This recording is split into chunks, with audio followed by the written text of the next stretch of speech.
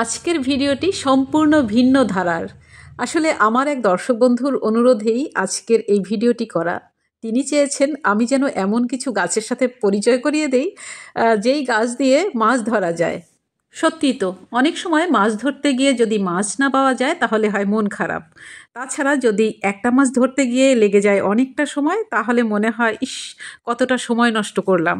সেই জন্যই আজ এমন কয়েকটি উদ্ভিদের সাথে পরিচয় করিয়ে দেব যা দিয়ে খুব সহজেই ধরা যাবে অনেক মাছ এবং খুব কম সময়ে। আসলে মাছ ধরার কথা মনে পড়লেই আমার প্রথম যেটা মনে আসে তা হচ্ছে একাঙ্গী গাছ, মানে ভুঁইচাপা অথবা চন্দ্রমূলী গাছকে বোঝায়।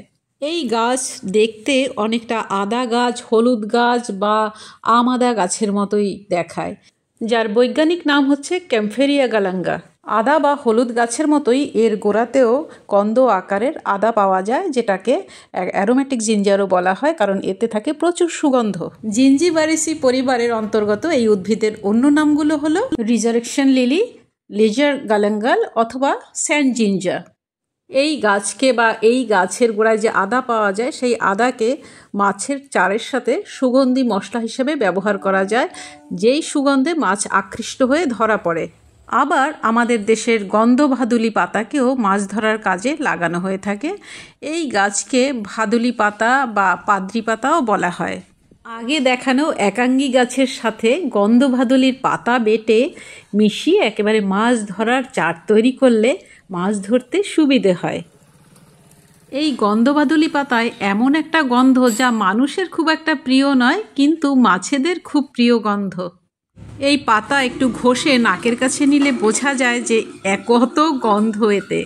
এবারে যেই গাছটির কথা বলবো তা হচ্ছে মাছেদের নাম্বার 1 পছন্দের গাছ, কিন্তু এটাই যে তাদের কালো হাতছানি তা তারা বুঝতে পারে না। এর পাতার এতটাই তীব্র গন্ধ যে মাছেদের একেবারে ঝাঁক সহ তুলে আনতে পারে। মৎস্য শিকারীদের গোপন অস্ত্র হচ্ছে এই গাছের পাতা। কিছু পাতা মাছ ধরার কিছুক্ষণ আগে জলে ফেলে দিলে মাছেরা তা খেতে চলে আসে, আর তখনই শিকারী তাদেরকে ধরে ফেলে। সাদা সাদা ছোট ছোট ফুল বিশিষ্ট এই গাছে এতটাই আষ্টে গন্ধ যে সারাক্ষণই মাছি লেগে থাকে বা অন্যান্য পোকামাকড়ও দেখা যায় এই গাছে। এর তীব্র গন্ধে পোকামাকড়কেও আকর্ষণ করে।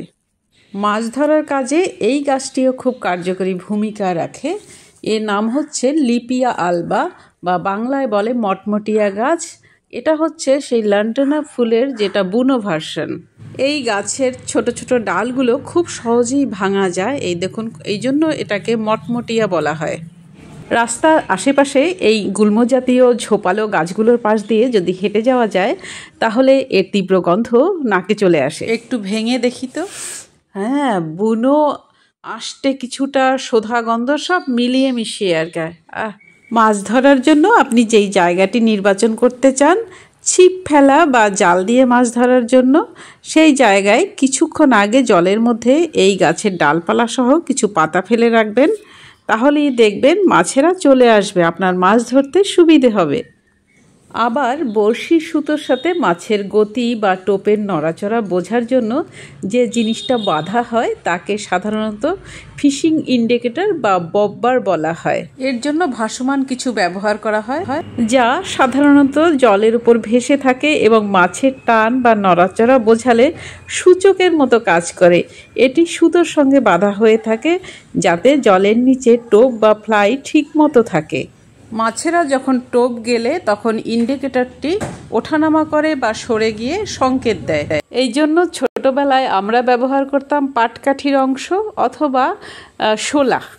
এছাড়া মাছ ধরার আগে বেশি পরিমাণ মাছ ধরতে চাইলে সর্ষের খোল সেই জায়গাতে ছড়িয়ে রাখলেও মাছ চলে আসে। আর যারা নদী, হাওর বা বিলে জাক ফেলে সেই পদ্ধতিতে মাছ ধরতে চান তাহলে কিছু ডালপালা রয়েছে তাতে খুব ভালো কাজ দেয়, যেমন তার মধ্যে জারুল গাছ এবং বাঁশ গাছের কঞ্চি। জারুল গাছ জলের ভেতরে অনেক দিন ভালো থাকে, তাই এই কাজে এই জারুল গাছ ব্যবহার করা হয়। মাছ ধরার জন্য যেসব গাছ দেখালাম আর তার সাথে যদি কিছু কীট পতঙ্গ যোগ করা যায়, যেমন বোলতার বাসা বা ঘাসফড়িং মানে গ্রাসহপার, এই ধরনের কেঁচো, এইসব ব্যবহার করলে আরও বেশি ফল পাওয়া যেতে পারে।